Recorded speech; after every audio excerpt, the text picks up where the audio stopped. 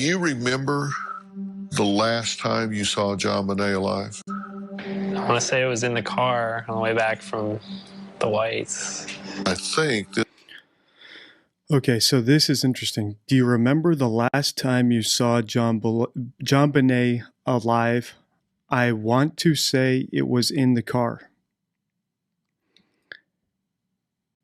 So I want to say is a performative. It's something you say before you make a statement. For example, when I accused Nadia Amine, the professional esports gamer, of cheating on a video game, it was because in a denial video she made denying cheating, she said, "First, I want to say I do not cheat," which is technically true. And liars often use performatives like "I want to say," because what they're doing is they're declaring, I honestly want to say something, but they're not declaring what follows is actually the truth. How do you analyze an atypical subject? I'm Deception Detective. I'm an attorney trained in statement analysis, and this channel exists to expose lies and manipulation. Before we proceed, please hit the like, subscribe, and notification bell. In today's video, we're going to look at one of the most requested videos in my John Bonet Ramsey series, which we're 5 videos into now. And I've had tons of requests to analyze Burke Ramsey's appearance on the Dr. Phil show. So today we're going to analyze his appearance on the show. I've watched part of this. Also, the members have had access to this video. I sent it to them. And members have also given their thoughts on the interview over in the members section. So if you are not a member yet, if you want to participate in some of the behind the scenes stuff, some bonus content, do consider doing that.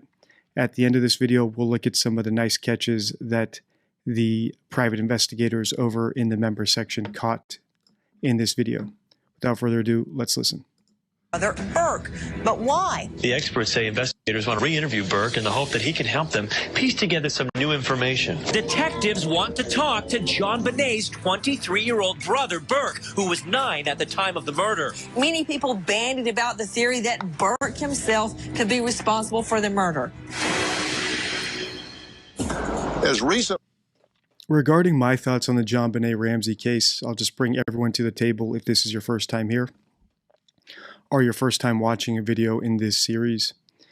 Based on my analysis of, I think it's like 2 interviews with the parents, as well as the 911 call, and an in-depth analysis into the kidnapping note, right, into the ransom letter, my working theory is that this was an accidental death, or deliberate, but I think that it was Burke, who was 9 at the time, who accidentally or deliberately killed his sister, John Bonet. And by deliberately, I mean, just a child who didn't understand the consequences of his actions and maybe hit her on the head with something along those lines.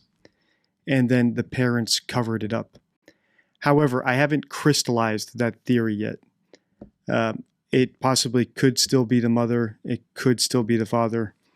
But right now, if I'm betting on it, I'm betting that Burke is the one who did it and the parents orchestrated the cover-up to protect him. And if you want to get into the details of how I developed that theory, you can watch this playlist here, the link to which is in the pinned comment under this video. Recently as 2010, investigators wanted to interview Burke Ramsey again. Burke did not speak to them. Why, 14 years after John Bonet's death, did detectives still want to talk to him? Today, Burke breaks his 20-year silence and finally tells us what he knows about those tragic events. This was a no-holds-barred interview. Nothing was off limits. He agreed to answer any and all questions and to do so without a lawyer present. The night that your sister, John Bonet, was killed, there were 3 people in that house that we know the identity of, and you're one of those 3, you, your mother, and your father. But in the 20 years that have gone by, you're the one that has never spoken. You've never talked about this publicly, and you've decided to do so now. My question for you is why now and why here? For a long time, the media basically made our lives crazy. I mean, it's hard to miss the cameras and news trucks in your front yard, and we go to the supermarket sometimes. If you're watching this video rather than listening on podcast mode, I can already see why people wanted me to analyze this. Because of Burke's odd facial expression. For example, he's smiling while he's talking about this media circus and his sister's death. And I think this was pointed out in lots of the requests, right? Like, why is he smiling like that? Is he a psychopath? Is he on the spectrum, which is also possible? So why is he smiling like this? Some people I remember commented that this might be Dupers Delight. When I posted this video into the member section, I specifically advised the members when they're watching this to try to ignore this odd behavior, because body language doesn't necessarily tell us if someone is lying. So, for example, one big piece of body language analysis is eye contact, right? If someone breaks eye contact, you have to make a note of that. But someone breaking eye contact, it doesn't tell us whether or not they're lying, right? They could be breaking eye contact because they're lying, or because they're telling the truth and they're embarrassed about it, or just because people in real life, face-to-face, don't actually make as much eye contact as you might expect. For example, in movies and TV, people are always looking each other in the eyes. In reality, if you stare at someone in the eyes for something more than 2 seconds, it actually gives off a very creepy vibe. It's actually a very hostile thing to hold someone's gaze for that long. So while it looks normal in a movie or a TV show, in reality, lots of these body language things, they might indicate sensitivity, but they don't tell us whether or not someone's actually acting strange or fidgeting because they're nervous or because they're lying. So my advice is always just to discount all of that, even the strange facial expression. There is one piece of body language that is useful in a very rare circumstance, and it's one of my most viewed shorts on YouTube, but it's a very, very rare occasion when you can use it, and also it can also be identified through the words someone uses. So you don't even need the body language to determine it. But I'll get into that later. Let's just watch a little bit more of this and see if it's actually appropriate to Burke. Times there'd be a tabloid, with my picture, Jean Monnet's picture, plastered on the front. They would follow us around. Seeing that as a little kid, just kind of chaotic nightmare. So I was pretty skeptical of any sort of media. It just made me a very private person. As to why I'm doing it now, it's the 20th anniversary, and there's apparently still a lot of attention around it. Well, my goal here is that you answer all the questions. You said I can ask you anything. Nothing is off limits. You speak about this one time. Some people have speculated that your parents weren't protecting you, they were hiding you. Yeah. And that for this last 20 years, that you've been hiding out instead of just choosing not to speak. What do you say to that? For the last 20 years, I wanted to grow up like a normal kid, which does not include going in front of TV cameras. But if you had answered the curiosity, might that have stopped it all? To me, it seemed like it would rouse it all up again. Regarding him not speaking to the media, I don't hold that against people, especially if an attorney advises it. So whether he is guilty or innocent, it's probably best not to talk to the media because, as they say, anything you say can and will be used against you. So if he slips up, people like me will be watching and will point it out. For example, right here, he did this interview and now I actually have some meat to analyze. And maybe he'll exonerate himself here, right? He'll say stuff that actually makes me think, okay, he didn't do it. For example, a good denial. And if you've seen my early videos, one of my most viewed videos ever on YouTube. I think it has like 250,000 views. Is what does a good denial look like, or a reliable denial? So people can effectively deny stuff. So if he effectively denies killing his sister, we'll take that into consideration. And if you've seen my second Hans Niemann video, you know that I am perfectly willing to update my analysis to abide by that rule. If someone gives a reliable denial, I will take them at their word, unless they say something that forces me to change my mind or contradicts it. So if he gives a good denial here, we will update our analysis. But right now, he is my top suspect for killing his sister and has nothing to do with him hiding from the media. I think hiding from the media is actually a good thing. And lots of innocent people do that because they're perfectly happy to let the investigation take its course and let the truth speak for itself. They don't need to go out in front of cameras or write books to direct the narrative. And in 2 of my series, we've seen parents who did just that. Burke's parents, for example, wrote a book about the JonBenet Ramsey murder. They have a need to direct the narrative. The McCanns are another couple who wrote a book about their daughter's alleged kidnapping, which to me is also a red flag. When innocent people have a need to steer the narrative rather than let the investigation take its course or let the truth work on its own, it's a red flag. Innocent people typically sit back and let the investigation take its course rather than trying to influence it or influence public perception.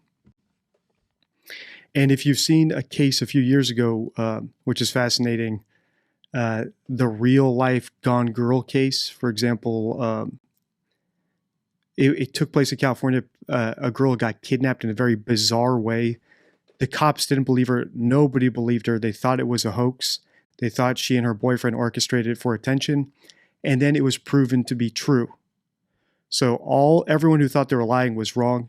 And then they participated with an author to write a book about it.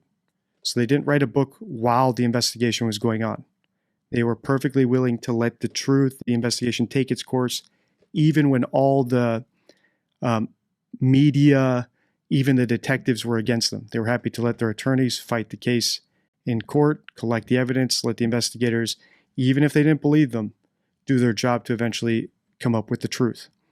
And let me know if you want me to do a video on that, because it is fascinating how they were telling the truth, but even seasoned detectives, even FBI investigators, even an FBI lie detector administrator thought they were lying.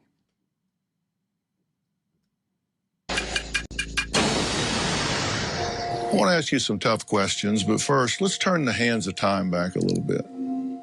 When you look back, was Christmas like a really big deal at your house? Yeah.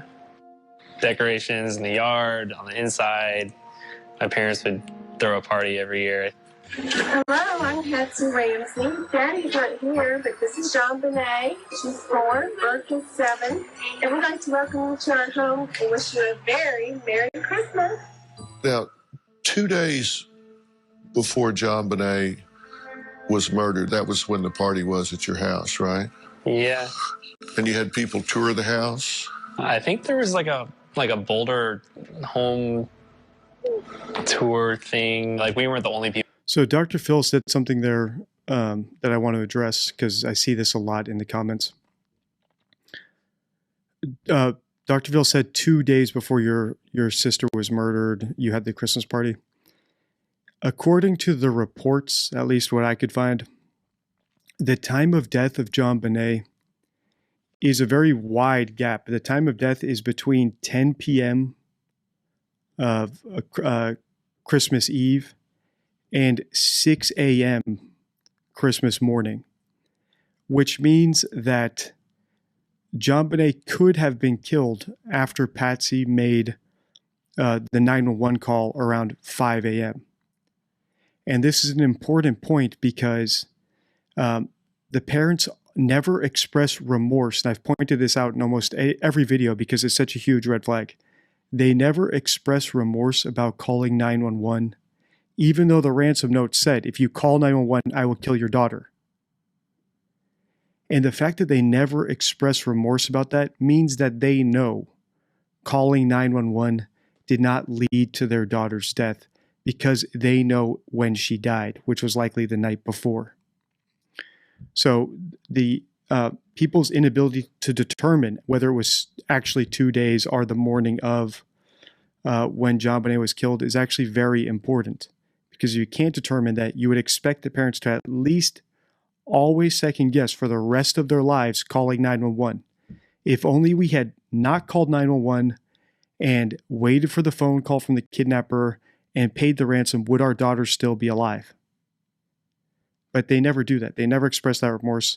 And to me, that is leakage. It's an indicator that they do in fact know calling 911 did not lead to her death, because they knew she was already dead and they know precisely when it happened.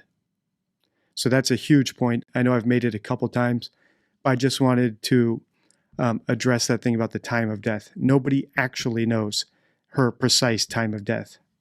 It's from the time they got home to the party till the morning, till after the 911 call was made, around 6 a.m. Only people that did it. Right. They went house to house Yeah. and looked at all the decorations. So when do you guys open gifts? That Christmas Eve or Christmas morning? Christmas morning. Do you remember what you did that morning? I remember peeking down, and I remember seeing like an electric train and a bike, and I was super excited. Was JonBenet with you? Yeah. Did she peek too? Yeah, I think so. Yeah. Did you get what you had asked for that year? Nintendo 64. And what did JonBenet get? I think she got a big dollhouse. We both got bikes. It was a typical Christmas morning. A lot of neighbor kids came. If you're listening on podcast mode, this interview intersperses clips between Dr. Phil and Burke Ramsey, and then other clips with Dr. Phil and John Ramsey, JonBenet's dad. So right now you're listening to the voice of John Ramsey. Came over after a while, and they were in and out of the house, but just a nice Christmas day.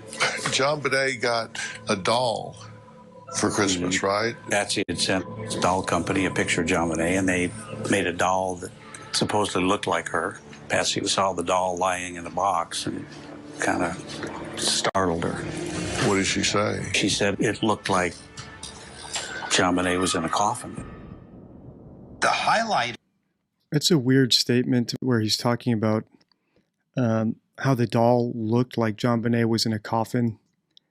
And this was actually caught by some of the members in their comments, where it's almost like they're trying to foreshadow that JonBenet would die just because they saw a doll where she was laying down.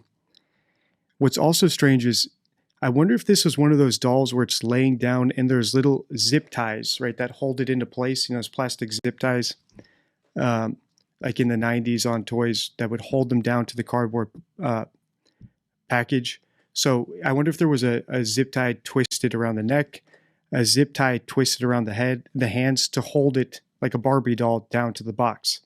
Because that is eventually how JonBenet was found, with a garrote. And I'm going to keep saying garrote that way because it is a French word and it's fun to say. So there was a garrote around her neck, and there were also, her hands were tied together as well, which is strange. It may be totally coincidental, or maybe after the parents found JonBenet dead, they thought about that doll in their subconscious and thought, you know what really will sell this as a kidnapping if we tie something around the neck to really sell this as a mafioso terrorist cell murder for murder because we didn't pay the ransom. But the mention of the doll is strange. That little anecdote he told. Night of the 25th was really a visit for dinner at Fleet and Priscilla White's home. Fleet White was John Ramsey's best friend. Fleet White became a suspect and was interviewed 18 times by the authorities. When you came home that night, John Bonet had fallen asleep on the ride home, so you carried her in. I laid her on the bed, and then Patsy went up later and I think put her pajamas on and tucked her in. Christmas night in the Ramsey house. John Bonet is tucked snugly into her bed, dreaming about her brand new bike. John and Patsy Ramsey are down the hall in their room, presumably fast asleep. Brother Burke is sleeping in his room. Do you remember the last time you saw John Bonet alive? Coming up. After you went to bed that night. So now we have some commercials. I want to say it was in the car on the way back. Do you remember the last time you saw John Bonet alive? I want to say it was in the car on the way back from the Whites. I think that. Okay, so this is interesting. Do you remember the last time you saw John Bonet alive? I want to say it was in the car. So I want to say is a performative. It's something you say before you make a statement. For example, when I accused Nadia Amine, the professional esports gamer, of cheating on a video game, it was because in a denial video she made denying cheating, she said, "First, I want to say I do not cheat," which is technically true. And liars often use performatives like "I want to say," because what they're doing is they're declaring, I honestly want to say something, but they're not declaring what follows is actually the truth. And this is a hard concept for lots of people to grasp. So I'm just going to explain it again. A performative allows you to say something true, like I want to say.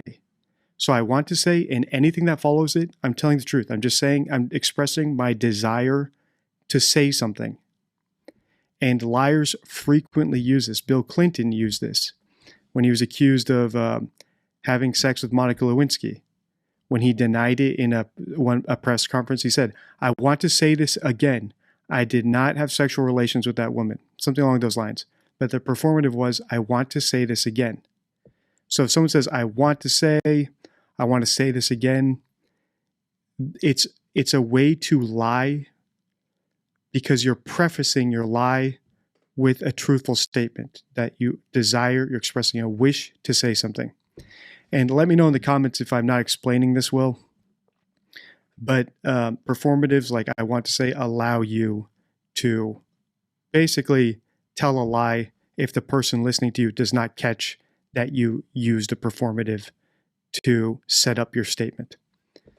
All that is to say, when Burke says, I want to say the last time I saw her alive was in the car, that's an unreliable statement. All he's telling us is he wants to be able to say the last time he saw her alive was in the car. That does not mean he's not directly telling us the last time he saw her alive was in the car. What does that tell us? Maybe the last time he saw her alive was in the kitchen, as some theories go, right? Where she stole a piece of his pineapple and he whacked her in the head for it because apparently the investigators found some undigested pineapple in her stomach, which means she died not that long after eating the pineapple. And pineapple is a particularly acidic fruit, right? You'd imagine it would digest pretty quickly. Or, that they were arguing over the train set and or over the presents while the parents were upstairs not paying attention to them and, pushed her and knocked her head onto something and killed her, right? By accidentally bludgeoning her, right? So any of these things. Basically, when he says, I want to say last time I saw her alive in the car, that is evasive and we're flagging it. I do not 100% believe the last time he saw her alive was in the car. And I do believe one of the members, and we're gonna look at these member comments in depth because there's so many good catches. I've only had an opportunity to browse through them. But one of the members actually did catch the inconsistency there because later I think he contradicts himself if this comment is correct. But we'll look in depth at the members' comments after this. I've browsed through them just because I don't want them to influence my analysis too much. and then we'll compare what the members said to what I said, and some of the things that I may have missed that they put into their notes. I think it'll be fun. You remember the last time? Also, one last thing about performatives and saying I want to say. If you look below, I've made the deception deck that I had so many requests for. So if you look here, all the comments requesting the deception deck, which is basically 52 of my favorite concepts for catching liars. And I announced the pre-sale on the community tab yesterday. Thank you to everyone who pre-ordered the deck. That is a huge vote of confidence and is actually inspiring me to work more on it and try to get it ready even quicker for you. I'm not sure if I'll have it in time for Christmas. However, you can show the receipt to whoever you want to buy it for. And multiple people have bought multiple packs and saying they want to give them as gifts, and I appreciate that. So if you want to grab the deck, it's heavily requested. There is a link down below under this video to go to my e-commerce site to buy the deck, to basically pre-order it. And because we're watching Dr. Phil, this video will be demonetized. So if you want to support the channel, please do consider becoming a member or getting yourself a copy of the deck, which is the fastest way to master the science, the art, the skill of deception detection, because I've boiled it down to 52 rules without all the fluff you would have to go through in a book. And it's designed so you can memorize the concepts so you can use them on the fly like we do here on the channel when we're watching a video for the first time. So that concept right there, I want to say, is actually one of the cards in the deception deck under the deceptive words and phrases suit, which I think is the spade. So each suit is a different core concept of deception detection. Time you saw John Bonet alive? I want to say it was in the car on the way back from the Whites.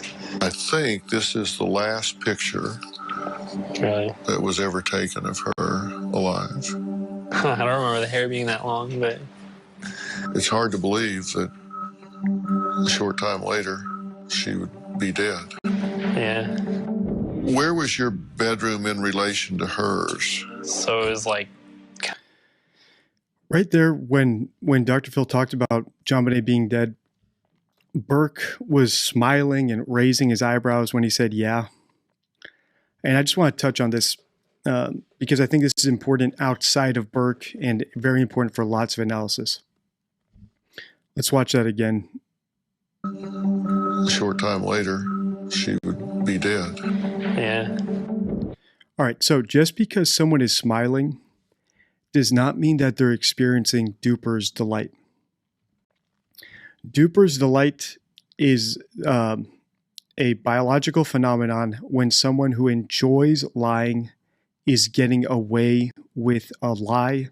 They tend to get giddy, they get a little bit more excited because they're taking pleasure in tricking the other person. And lots of people who get Dupers Delight, they're normally a little bit psychopathic or sociopathic, right? Because they actually get off on tricking other people. So, for example, most normal people, if they're lying to someone, they actually feel bad about it, right? So that's why they use hedging language. They don't want to tell a direct lie. That's why they use a performative to set up their lie so that they're not technically lying because it's easier on the brain. And they use certain words and phrases to lie to minimize the lie.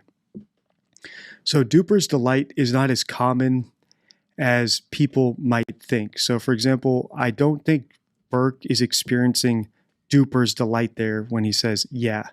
I don't think he thinks he's getting one over on Phil and he's getting off on it. Because I don't think Burke,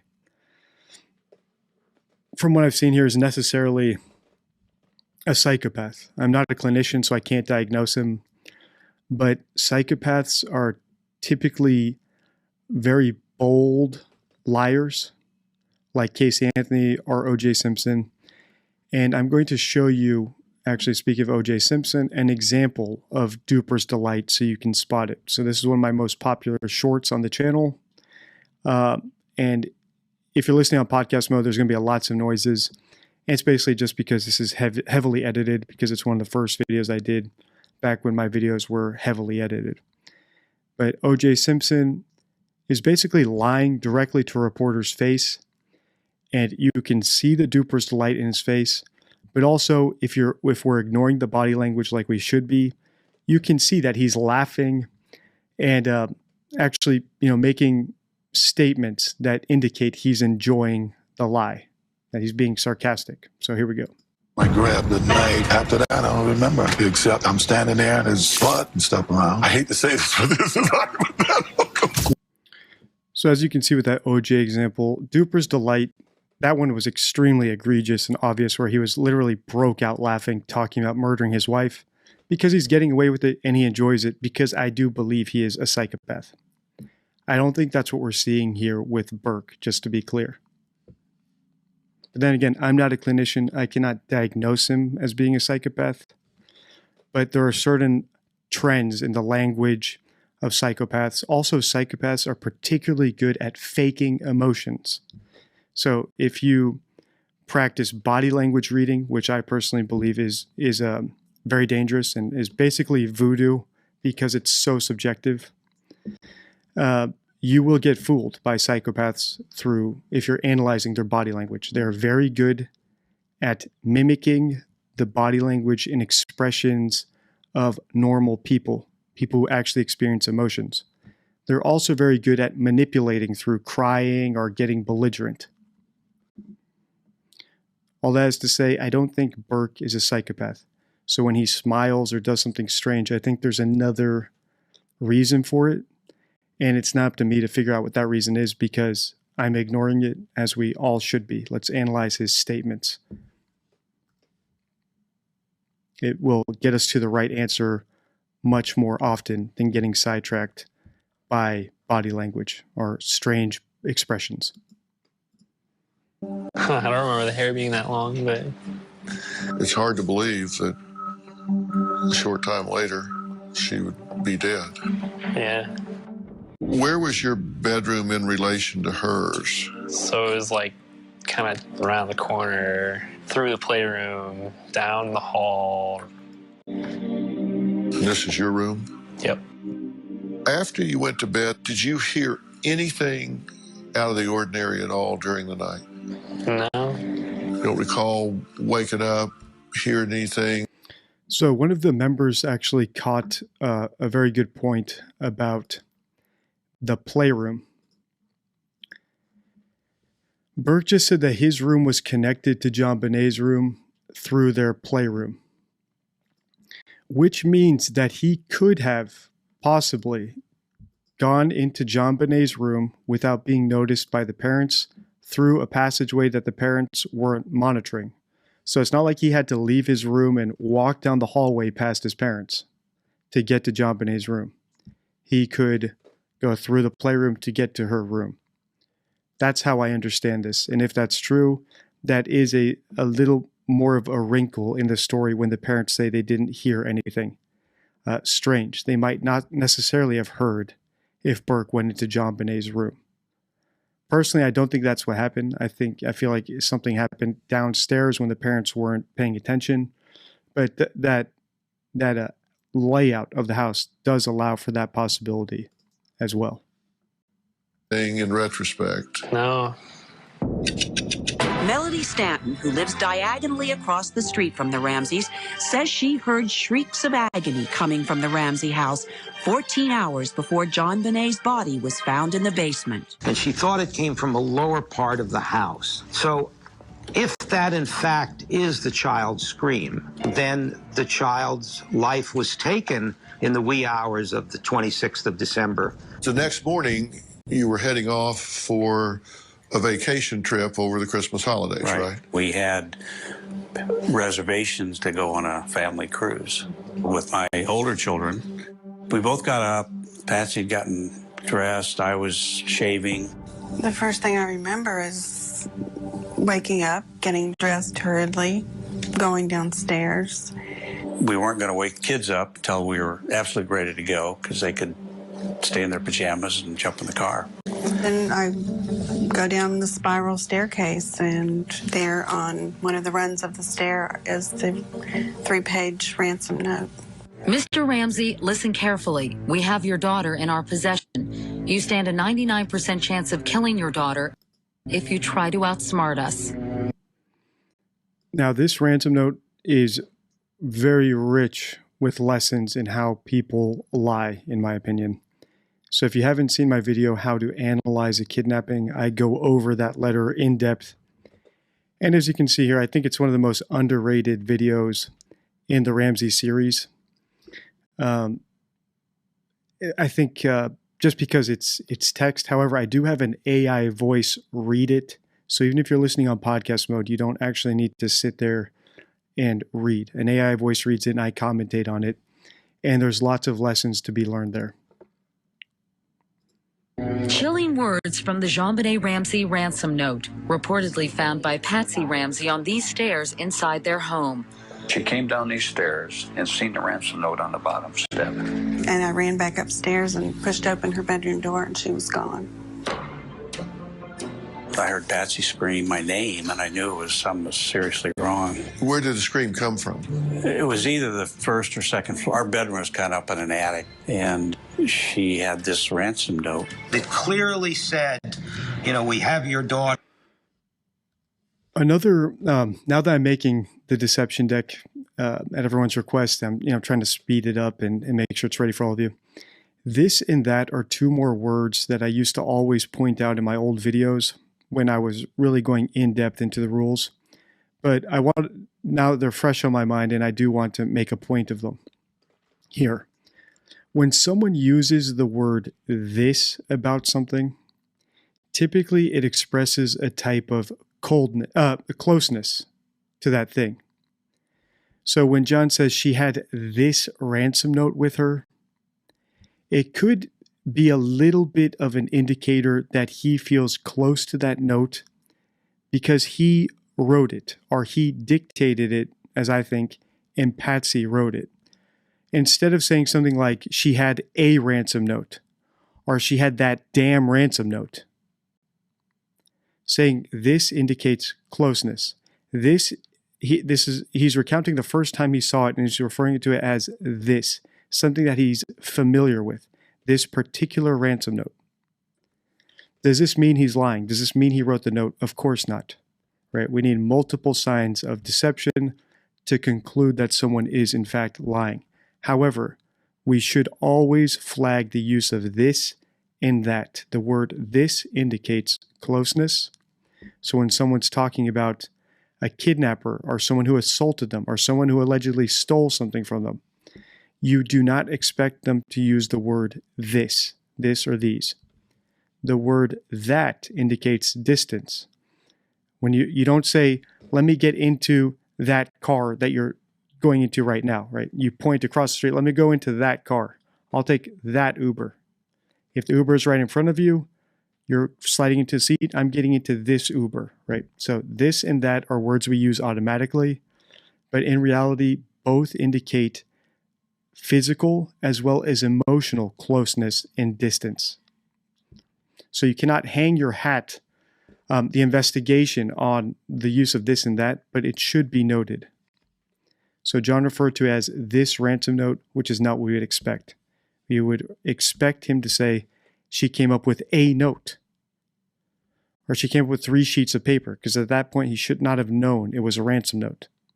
So even though we all know he later found out it was a ransom note, when someone's recounting a story, you expect them to tell it to us as it happened, like a parade marching in front of their eyes. So he said Patsy came in with 3 sheets with this ransom note is an odd statement. A more reliable statement, a more accurate statement, a more honest statement would be she came into the room with 3 sheets of paper and they ended up being the ransom note. Or I read them and discovered they were a ransom note.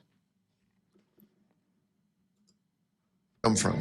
It was either the first or second floor. Our bedroom was kind of up in an attic, and she had this ransom note. It clearly said, we have your daughter. It explained who they were. They wanted a certain amount of money. Don't call the police. We're watching you.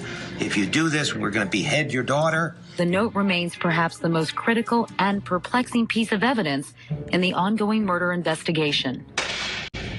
If you can, take me through that moment when she turns and hands you this ransom note. It's hard to take it all in. As I recall, it was like, what? Your daughter's been taken. And it's a horrible, horrible feeling.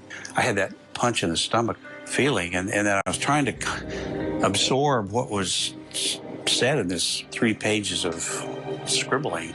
The ransom note threw everybody off. It was written on a notepad belonging to the Ramseys with one of their pens, and it took at least 15 minutes to write it. The ransom demand was for $118,000, which was exactly what John's Christmas bonus was. Colorado newspapers are All things I point out in my video, How to Analyze a Kidnapping. These are all very bizarre things, and I've had lots of requests to compare that ransom note with real ransom notes, and I think that's a great idea, so I will work on that if the series continues to do well, where we basically take the Ramsey's ransom note, look at some confirmed ransom notes, right? Ransom notes that are confirmed to have been real ransom notes, and I'll show you the differences between them. And the biggest, most stark difference will be the length of the note. 3 pages is a very bizarre, bizarrely long ransom note. are reporting that a practice ransom note was found, written on paper found in the Ramsey home. So there's a lot of suspicion around the note. If somebody is going to kidnap somebody, by the way, you bring the ransom note already written. You don't write it inside the house. I had it laid out on the floor because I was trying to, read it all at once. Patsy was by the phone, so I said, call the police. 911 emergency. Police.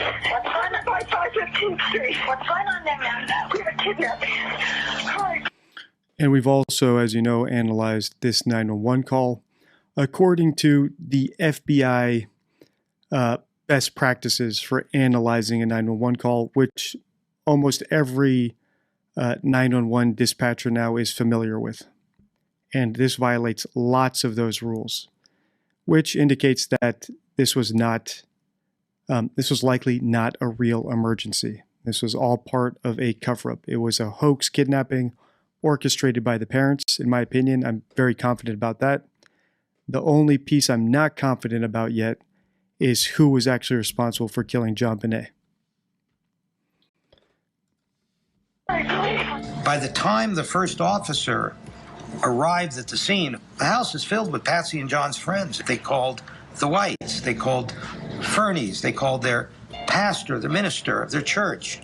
You know, the police made some very strategic mistakes. There may have been hair fibers from the perpetrator. There may have been footprints on the carpet. There may have been fingerprints. So now you have everybody going all over the house. You know, the whole place is like a little bit of like a train station by then. The police come in a squad car. All right. Did that concern you? It says 2 men are watching your daughter. If you even talked to a stray dog, no, she's dead. I would have called the army if I could have. But they pulled up in a... And this is the big red flag again. We have seen John now multiple times express zero remorse about calling 911 when in fact it could have directly led to the death of his daughter. We don't know if John Bonet was killed the night before or after the 911 call was made. And if he had nothing to do with it, neither should he. That doubt should always be on his mind. However, he expresses 100% confidence that his calling 911 had nothing to do with her death, which to me is as clear as a bell. He knows when she died. He knows the 911 call had nothing to do with it because he wrote the ransom note. So of course he has zero remorse about it. And because he's not a particularly good liar, and most liars who are trying to fabricate a story slip up like this through inconsistencies or not acting the way someone actually in that situation would act, he's revealing himself. It's very difficult to put yourself in the shoes of someone else and tell an airtight story without any inconsistencies. And this is one. In a police cruiser. Well, they didn't know what was going on exactly, and so I don't fault them for that. So you're okay at that point with what they're doing? I want to get as much help as I can lay my hands on to find my child. Do you remember waking up that morning? As much help as I can lay my hands on. That's an odd phrase. So one thing I always like to do is look at the phrases people choose, because there are multiple expressions to express virtually anything. So, for example, fair and balanced, even keel, even Steven. There's a bunch of ways to express a concept with colloquialisms, expressions, word choice. And we've looked at this with the McCanns, where a bunch of the expressions they use are nautical, more than just at random. They specifically choose words and expressions that have to do with water when they're talking about Maddie, which, after I've seen it about 20 times now, and I really should make a list of all the expressions of leakage that they have, that we've seen in the very few actual interviews we've analyzed of them, indicates to me that whenever they're thinking about Madeline, they're repressing memories about something with her having to do with water. And it comes out through leakage. They're actually picturing the past, right? Lying is a very difficult concept. You have to go through your memory to remember what actually happened. Then you have to go through another piece of your memory to remember the story you told about it. And you have to express in your short-term memory a response that only includes the imaginary story and actively omits all your actual memory and express it in words all within fractions of a second. And what happens is when people are under stress or the memory is very vivid and the story isn't so clear, because, right, a story is just imagined. A fabricated story is imagined in your head. It's not going to be as clear as something you actually remember. We see the phenomenon of leakage. Or, as Freud coined it, right, a Freudian slip, as it's been coined after him, right, where he also noticed this phenomenon. So when people use strange expressions like as much help as I could get my hands on, I make note of it. And if I see enough odd expressions and they all have a consistent theme, then I'm going to factor that into my analysis. I think this is the first time we've seen a strange expression like that. So that just might be something that John says, an expression he uses, get my hands on. But I don't think I've ever heard someone talk about saying as much help as they can get their hands on. For that. So you're okay at that point with what they're doing? I want to get as much help as I can lay my hands on. As I can lay my hands on. That's strange.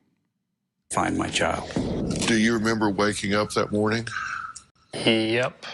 The first thing I remember is my mom bursting in my room, really frantic, saying like, oh my gosh, oh my gosh, oh my gosh, running around my room looking for Jean-Benet. At that point, I was awake. Why did you feel scared, when mom... Now we're seeing a clip of Burke's interview with the police back when he was 9 years old. And maybe I should do an analysis on this. And the audio is pretty bad, so if you're listening on podcast mode, I'm just going to read off what they're saying. So let's watch again. Saying like, oh my gosh, oh my gosh, oh my gosh, running around my room looking for Jean-Benet. At that point, I was awake. Why did you feel scared, when mom came right? So the officer's asking, why did you feel scared, when mom came rushing in? I felt like See, I felt like something bad happened. something bad happened. She left and could kind of hear her freaking out. I sure mom like I just heard mom like going psycho. going psycho. Did you go down and see what Did you go down and see what was going on? was going on? Stay in bed. No, I just stayed in bed. And the next thing I remember is a police officer coming to my room and shining a flashlight. It was still dark when this happened. Yeah, I was just laying there What time did she come in? early. I don't remember. It had to be. It was still dark, so it had to be pretty early. Did she turn on the light when she came in? I don't remember if she did or not. How long after she came in before the police officer came in? Under an hour. So she comes in, and were you asleep when she came in? Did she wake you up? She woke me up. And she's running around your room saying, oh my gosh, oh my gosh, oh my gosh. What else did she say? Did you know she was looking for John Bonet? I remember her saying, where's my baby? Where's my baby? So after she left, what did you do? I just laid there and didn't really know what else to do. It seems really odd to me that you're 9 years old and your mother comes in the room in seemingly the middle of the night because it's dark and says, where's my baby? Where's my baby? And then runs out of the room and you just lay there. We now return to Dr. Phil's exclusive interview with Burke.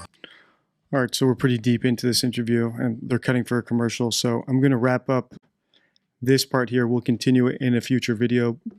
Right now, I just want to go through the comments of the members on this video and see what catches they got because, as you know, I'm watching this one pass through. Members have had this link for a few days now, and I want to see what they've caught as well, see what they've caught that I missed. All right, so we'll spend about 10 minutes here just looking at the comments from the members, seeing what they caught. We've got 31 comments, so about a third of members, or at least one comment for every 3 members on the channel. Let's take a look. First up from Kitty Mac. She has a very good comment here where this is, once again, an example of why it's so hard to fabricate a story because you cannot always act the way someone actually in that situation would. And here Kitty Mac does point out that John Bonet says he was fine with leaving Burke upstairs in his room as they knew he was safe there. How would they know he was safe? It's a big house. The attacker could still be there, and that is true. And in fact, the ransom note said, we are watching you if you call 911, which would indicate that they maybe left someone behind in the house specifically to watch them. So there would be no way of knowing that Burke was safe upstairs in his room unless they knew there was, in fact, no real kidnapper. And Kitty's got a bunch of notes here, but that is the one I wanted to pick out here that I like. Charma Lily commented, I just can't get past Burke's awkward smiling. When I read this note, that was one of the reasons that I made sure to at least include a little bit of information about Dupers Delight in this video. Because just because someone's smiling or acting awkward in an interview does not necessarily mean that they're lying. They could simply be nervous. And why I advised here in the members group to, if possible, ignore it, block out the weird stuff, or just simply listen on audio only. When I listen to stuff with just the audio without seeing the video, I actually capture a lot more stuff and I'm a lot more confident in my analysis because I know I'm not being influenced by any sort of extraneous information. I'm just listening to the words. Here's a comment from Craig Campbell, who is a great commenter, great follower of the McCann case. Lots of good stuff on X. And his comment about this is, it was a very nice interview. I'd want to see Burke push a little more on certain topics. Dr. Phil's a friend of John Ramsey, hence why he got the interview. I guess all the questions would have been screened. I agree. This is one of my big problems with lots of the interviews I find on YouTube, that when someone hits that certain celebrity status, even if it's in a morbid way, like John Ramsey, they are able to force the interviewer to treat them kindly, lest they just walk off the interview. So you see that lots of the interviews, especially with like Jada Pinkett Smith that I do, the interviewers never really push back on them to reveal some of their true colors are scratched past the surface. And I agree, this was a very nice interview, which is frustrating.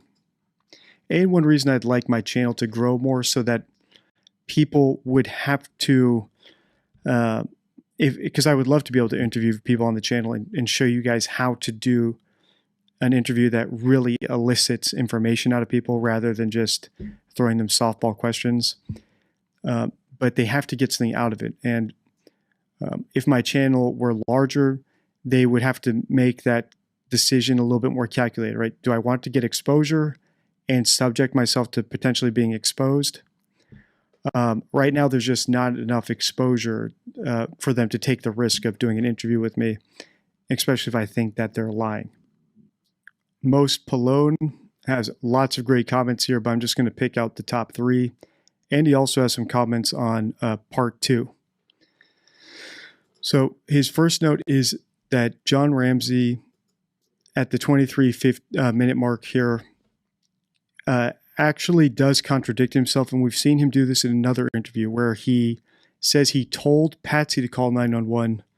Yet in another interview we looked at, when he was asked if he called 911, he says, yes, I called 911, which is a contradiction, but also indicates that he's being kind of fast and loose with the facts. He's not necessarily focused on trying to be as honest or as clear and direct as possible. So even though he can easily get caught in that lie, right? We can prove he didn't call.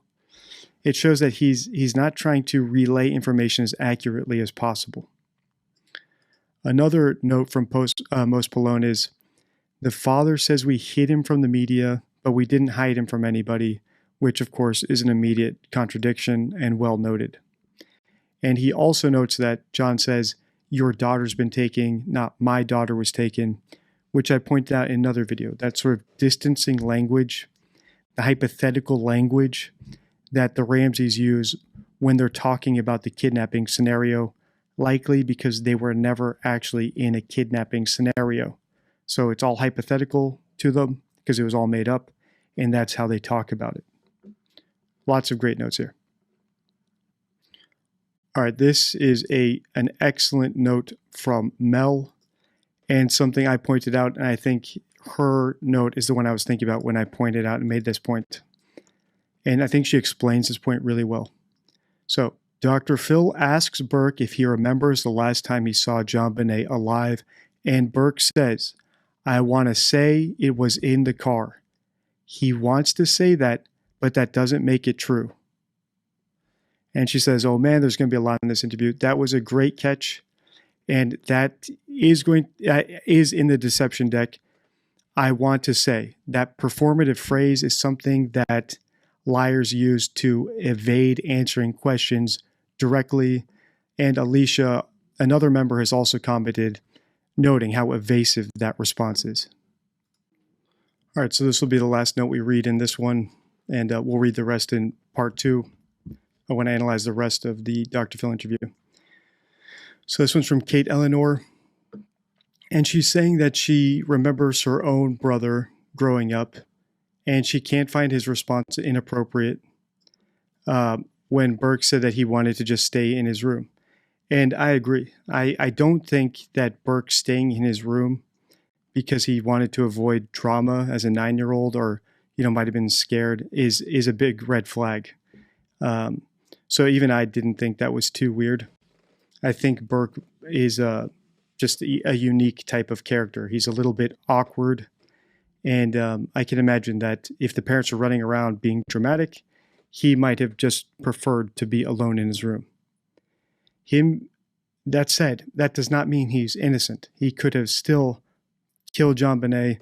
The parents orchestrated the cover-up and remained in his room while they were orchestrating the cover-up. That's perfect. So both can be true. We don't have to think anything about that was weird. Also doesn't exonerate him. All right, so let me know your thoughts here if you're a member. I'll check out the rest of these comments in part 2 of this video.